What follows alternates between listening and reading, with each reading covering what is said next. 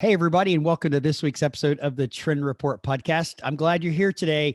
I can tell you this is going to be a great conversation with a newfound friend that I met on Clubhouse, and we'll talk about that soon.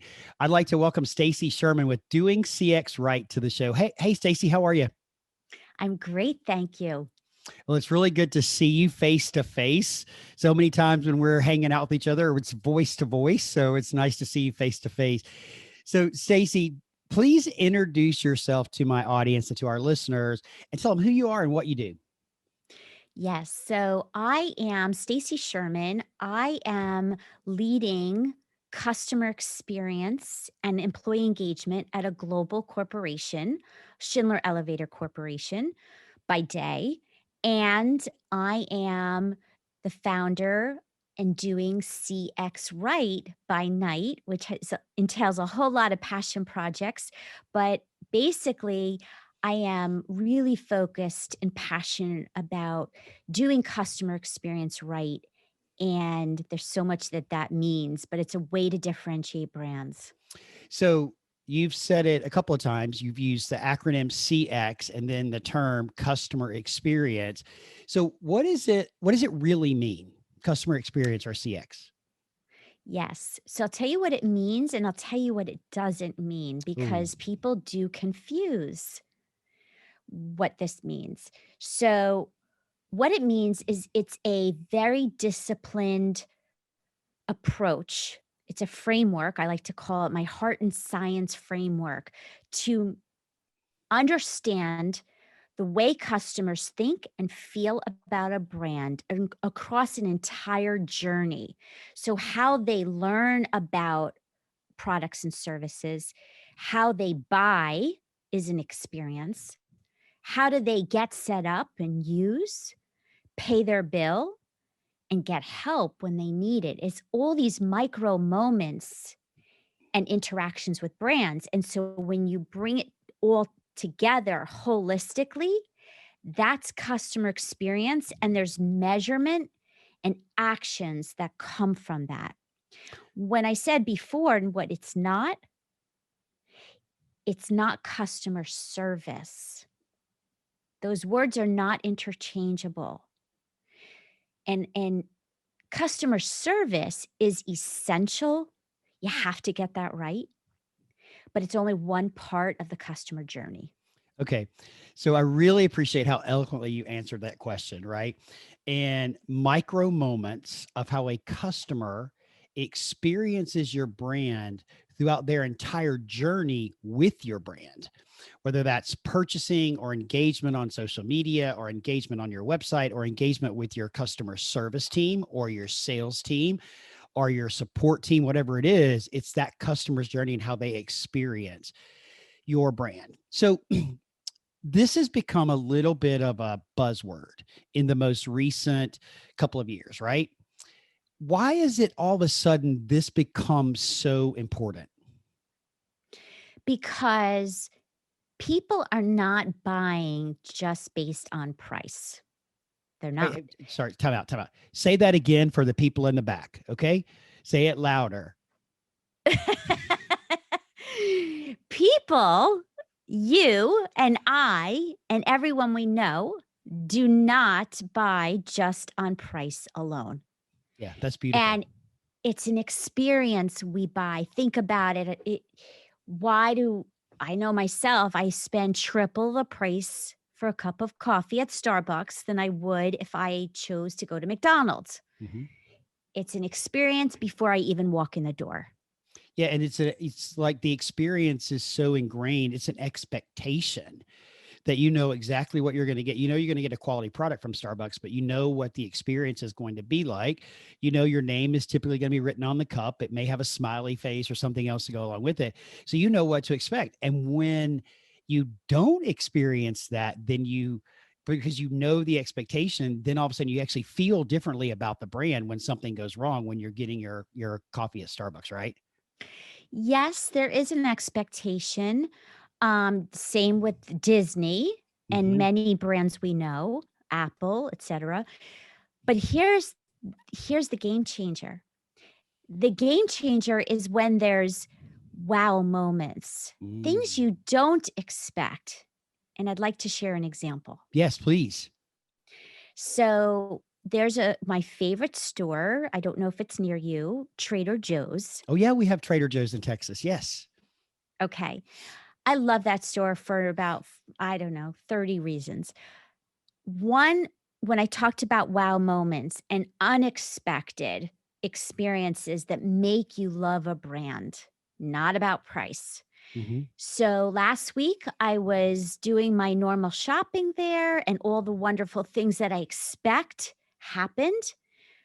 But then, as I checked out and I was all done purchasing and I was about to leave, it started to thunderstorm. The woman at the register said, "May I walk you to your car? I have an umbrella right here." And Wow. I paused, same thing you just did. Yep.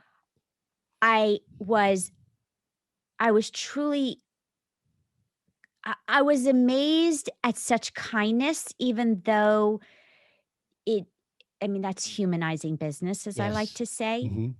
and I look for those moments all the time, but she caught me off guard. So I said yes after I first said no, and she insisted because it Mhm. really started to pour and I didn't come prepared.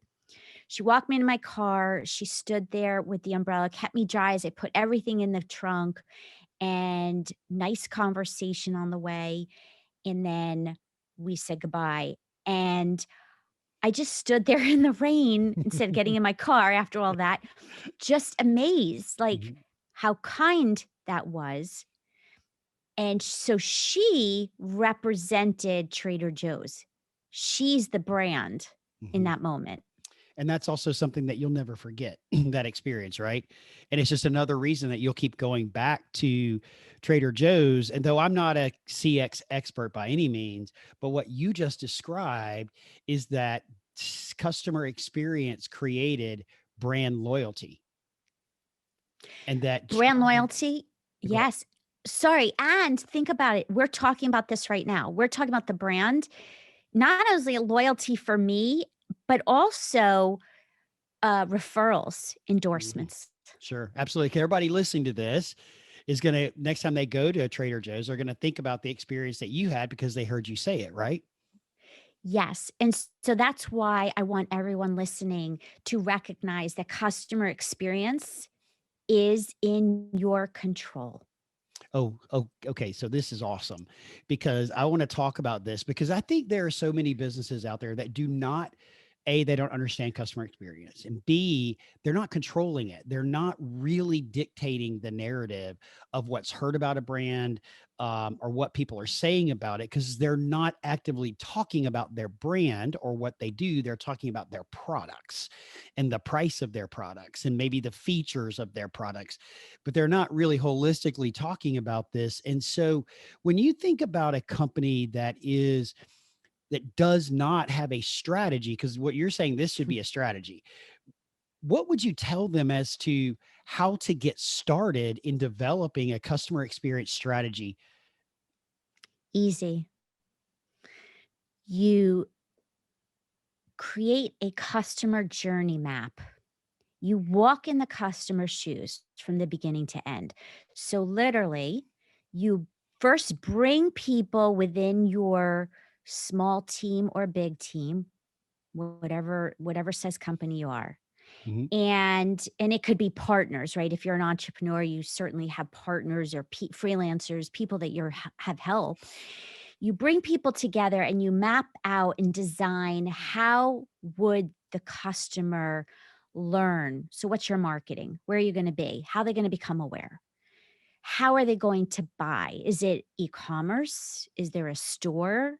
Are there sales reps? And you go and create, there's a formality of a journey map. And you create that journey map, and then you go to your target audience, your customers, and you validate what you created. Does it meet their expectations? Why or why not? And then you come back and you bring the team together again and you actually optimize and fix where those gaps are. And I'm really summarizing a Yep. very big task, but that's how it works. And then when you do it, you measure it. So there are a couple of really good nuggets there, and I wrote down a couple of things that I think you're summarizing it, but it can also be kind of be summed up a little bit. I think journey map. Know the journey that your customer is going on buying your product or your service. Because if you're in business, you're selling something, right? That you're generating revenue to your business. So know the journey, map out the journey the customer goes to. And then you got to know your audience. You got to know who your audience is. Who's that? In the world of entrepreneurship, especially in podcasting and other things, we talk about your ICA or your ideal customer avatar. You have to know who your customer is and who you're talking to. And then what you're saying is go share that journey with your ideal customer, get their feedback as you've tested it with them, get their feedback, and then implement it, make any changes necessary, and measure it. So as you're going along with this strategy of creating a customer experience, make sure that you're basically testing and measuring. Listen to what they're Correct. saying, and if you get a certain type of feedback, then adjust, bring the team back together and adjust. And it doesn't, and I would say I've never been through this before, but I want now to participate in it in just a short time we've been together. But bring people from diverse backgrounds within your organization to talk about the experience, to talk about the journey, because the more diverse the group, the better the reach will be to your customer, right? Absolutely. So you're hitting upon something I feel passionate about, which is the diversity, inclusion, and equity. Because the more that your employees or staff and partners, the diversity of thought is really powerful. And the more that they feel valued and included in that process of designing the customer experience, the more they're empowered and will want to deliver excellence even when the boss isn't looking. So you just highlighted something that we haven't talked about, but I think is an important component of customer experience. It's not just the external customer, it's the internal customer too. Absolutely. Knowing what your employees' experience is with your brand. And if you want to know what your employees think about your brand, you can just go to glassdoor.com and find out, because the larger the organization, they're certainly going to hide behind the secretness of Glassdoor, and they're going to tell you exactly what they think about how they're experiencing your brand. That's a great way to learn about what people are saying about you, good and bad. I agree. Although, I have not been in a human resource organization. I've been more in the sales, marketing, and now customer experience realm. So, what you're talking about with Glassdoor is sort of the HR perspective, the Sure. benefits, the flexibility, the work. Hmm. But what I'm talking about is getting your employee feedback as, let's say, you're designing a new product or feature or service, Hmm. bringing your front line to the table so that you co-create because they know what the customer wants. But I caution, don't stop there. You have to still go to the end customer to validate that what you think they want is what they want. Yeah. Make sure that you're getting it right. So I think I understand, but I'd like to hear you as someone that is an expert in this and is really passionate about this and does this for your corporate job, and your by night job is also all about this. So you live CX every day. Why is this important? So, for two reasons. One, I've had too many experiences as a customer from brands that have been very frustrating, time consuming, and that's not necessary. Likewise, I've been in companies where, as an employee, didn't feel valued, didn't feel appreciated, included. And so to me, this focus and it's more than a job. It's really about driving more kindness and appreciation of people because businesses are people. Yeah. So the more that employees and customers and people are satisfied, the more that happiness can exist. Sure. Absolutely. And that I believe will directly correlate to more success in a business, right? Yes, So you mentioned absolutely. something a couple of minutes ago I want to ask you about. You mentioned diversity, equity, and inclusion. And you recently got certified in that. So tell us about that and the importance to you as to why you did that. And then my follow up would be the role that that plays in customer experience. Yes. So I took this course through the University of South Florida and with thousands of other people. It was online. And let me say that when I first joined, I thought I knew a lot. And then when I was done, I realized how much I didn't know. Wow. And Wow. I say that because it's there's a level first of all, everybody has bias. Everyone. They said if you have a brain, you have bias. Yeah. That's actually great. It's true. You just, if you monitor your behavior and you watch how your thoughts process, you'll see the bias come up. So great. So Yes. everybody has bias. Everybody has bias since you have a brain.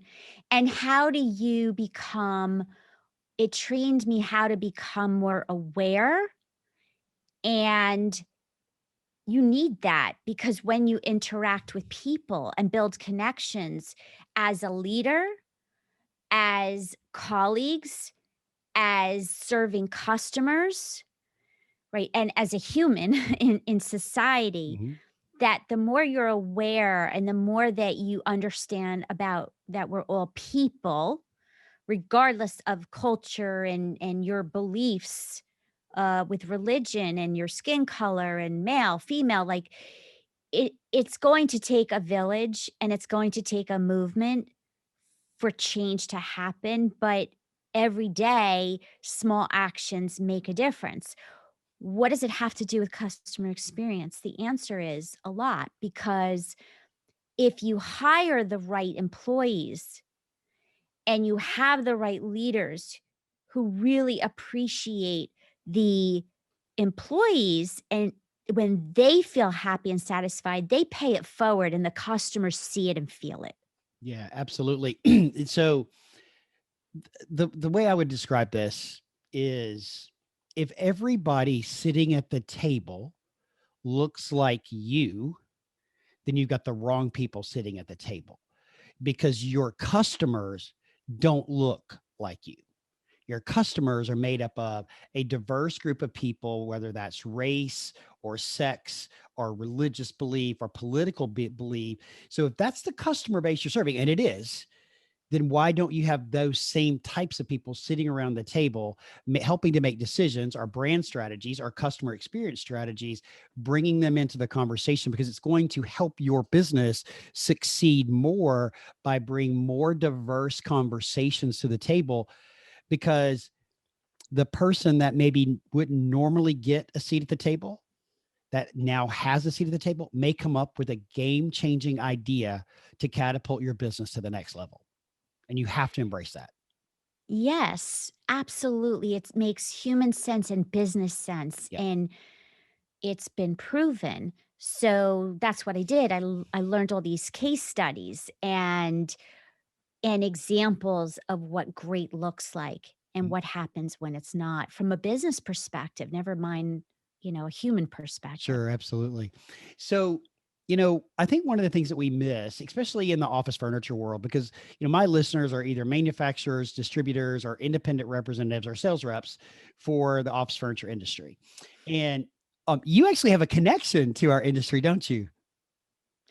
Yes. So my father and grandfather were both, my grandfather started a Brenner Desk in New Jersey many, many, many years ago. And then my father and his brother were in the business, and it was all high end office furniture. And then it turned into expanding into space planning and interior design, but it was all their desks and office furniture. So Yes, it was pretty amazing when we met that there was that. Yeah, absolutely. There was that all of a sudden this connection that we didn't really know that existed. And so I think our community doesn't truly understand CX because, and what I want to say to everybody listening is this is about how your customer experiences your brand wherever your brand exists. And just because you may have a physical brick and mortar location doesn't mean your brand does not exist online. And you absolutely have to get involved in controlling the narrative of what's being said about you online by producing content, being a thought leader, and doing things that are more than here's my greatest new product. Let me tell you about all the features of it. Yes, and the same goes for, I mean, we've been talking a bit more of the consumer, customer, the end buyer, but the same principles are in the business to business space. So the wholesalers and distributors to the buyer being the store owner, that relationship is also the same principle that wholesaler and distributor has to understand that store owner, what are their needs? Mhm. You can't just send that person a bill and there's no real good communication on what they buy, when they got it delivered. Did they get it? Was that expectation met? Why or why Mhm. not? That has to be measured. Yeah. So this is so important. You got to measure what you're doing so that you can improve, right? You Yes. can't improve unless you know the analytics or the measurements of what it is that you've been doing.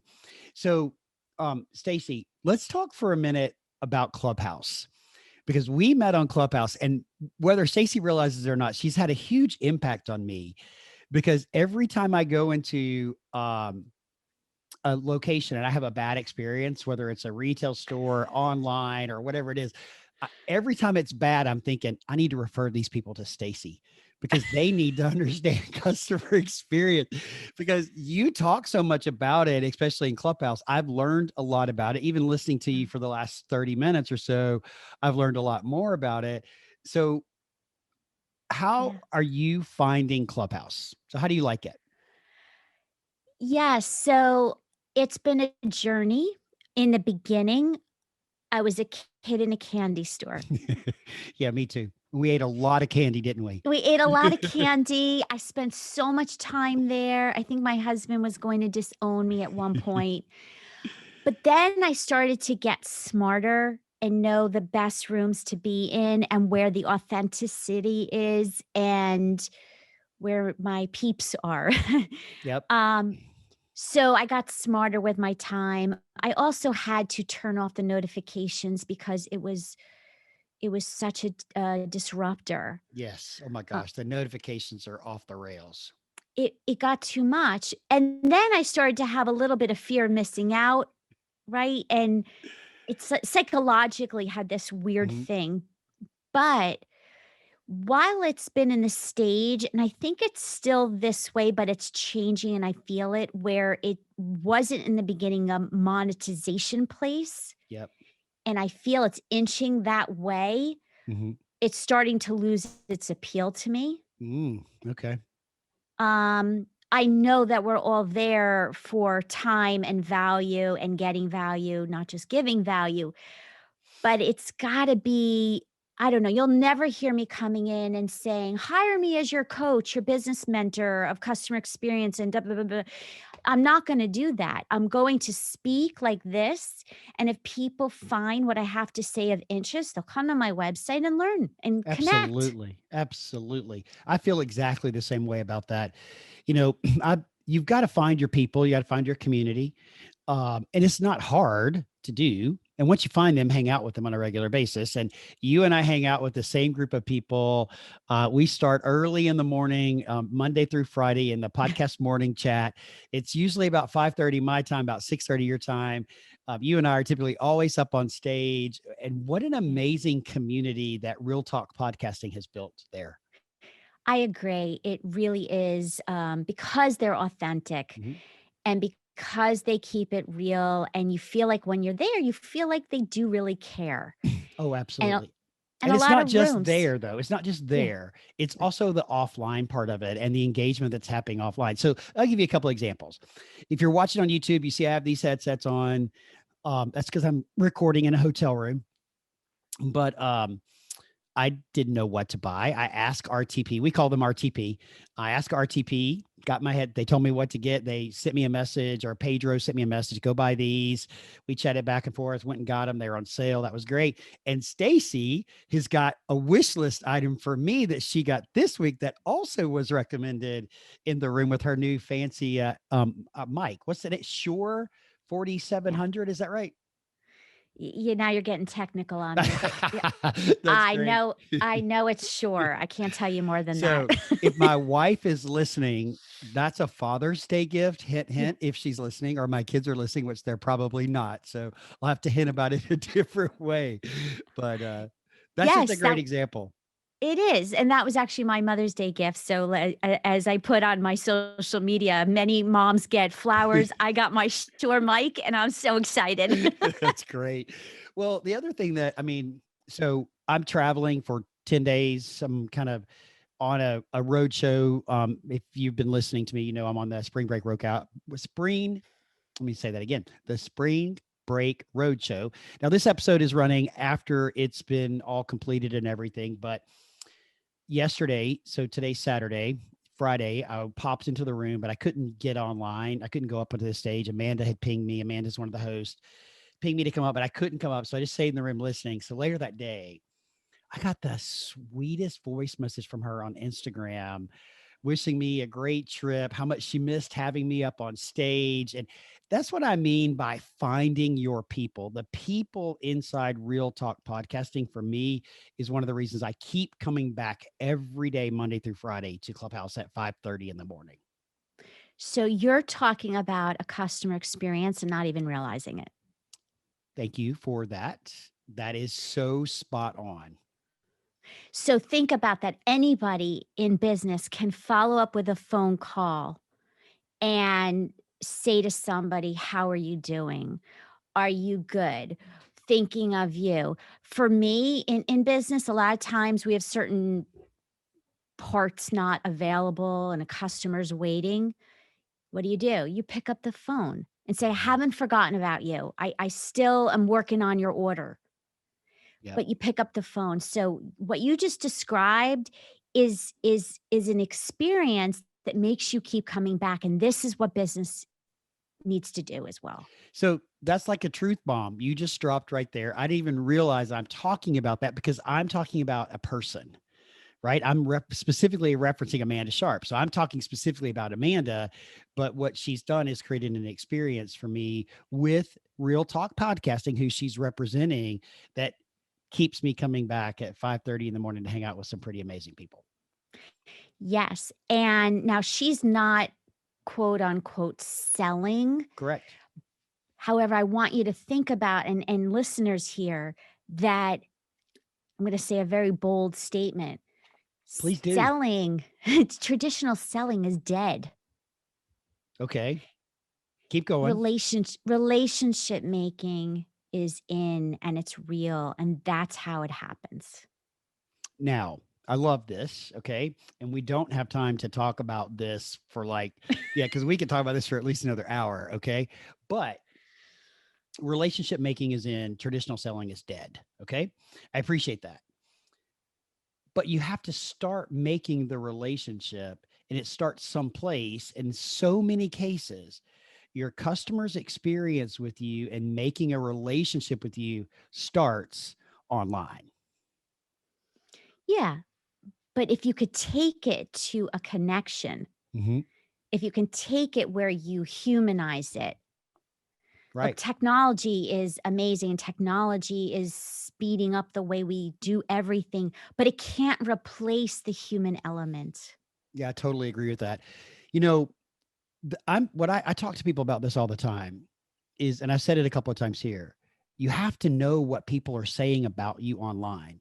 And if you're not online talking, then your competition is doing that for you. or other people are doing it for you. And so you've got to get into the game of controlling the narrative. I think I've said that 3 times on this podcast. You have to stand up and say what you got to write your own book.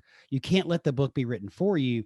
And then as that attracts people to your brand, then you get the opportunity to build a relationship with them one-on-one, because there are statistics out there that say something to the effect that 80% of your customers know you, have researched you, know what they want to buy from you before they ever contact you.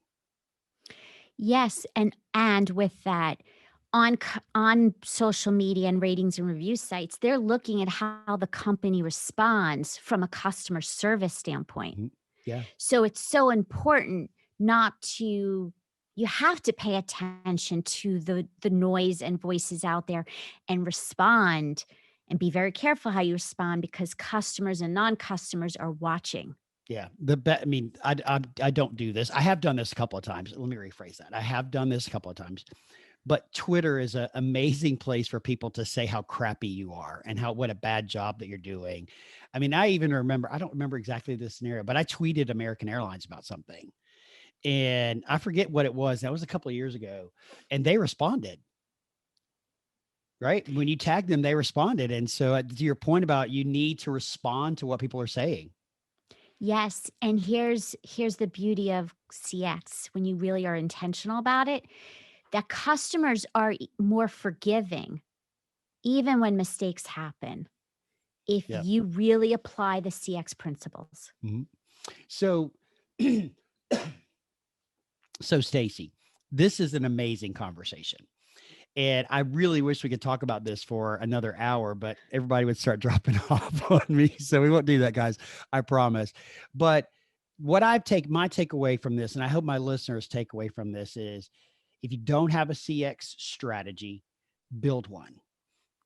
Get one. Know it from the customer journey to who your audience is, to testing it and continuing to learn and improve and test what's happening. You got to get in the game. And if you do have a CX strategy, be sure that you're learning from it and making adjustments as you move forward. And I think it's so important. And I personally say, I believe this. I don't believe most people in our industry understood what this was, which is why I wanted to have you on. And I believe that most of them don't even know what their customer journey is like. And if they walked in their customer shoes and they experience what their customers experience, they likely would change a lot of things about what they're doing. So, Not only that, but they would also design new products and solutions from an outside in approach. ooh, that's great. Design products and solutions by listening to your customers from the outside in. Stacy, amazing conversation. I know that we'll be able to continue it in the near future. If our audience would like to get in touch with you, what is the best way for them to reach you? Please do. It is at my website, doingcxright.com. And I want to emphasize the doing because it's not just about talking, it's doing CX right. And there's my blog and tons of free resources to really help you understand how to do it and the basics because it's a crawl, walk, run approach. So That's awesome. join my newsletter. Yeah, join my newsletter. There's tons of information. Thank you. And I'm going to put you on the spot for a minute. You've got a podcast coming out soon. You're joining the podcast party. So, when is Doing CX Right officially launching? So if all the moons and stars all align, it will be this coming week and it should That's all great. be yeah, so I have them all a lot already recorded, but I'm learning the art of editing and all the stuff that goes on, and I just wanna speak. That's all I wanna do. I understand that. We've talked about that offline, you and I Yes. have. You have So, to you have to build your tribe. That's that's what you right. taught me. Yeah, you got to build your tribe of people. We will drop the link to Stacy's podcast because by the time this airs, the podcast would have launched. So we will drop the link to your podcast in the show notes so Thank people you. could go and listen to what your conversations are with people about doing CX right. Maybe learn some more about it and hopefully implement some strategies in their business. Stacy, it's been a pleasure. I'm so excited that our paths crossed on Clubhouse.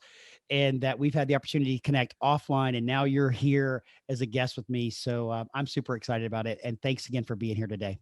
Thank you, and you'll come on my show when I'm officially launched. That's awesome. Would be honored to do so. All right. Take care. Thank you.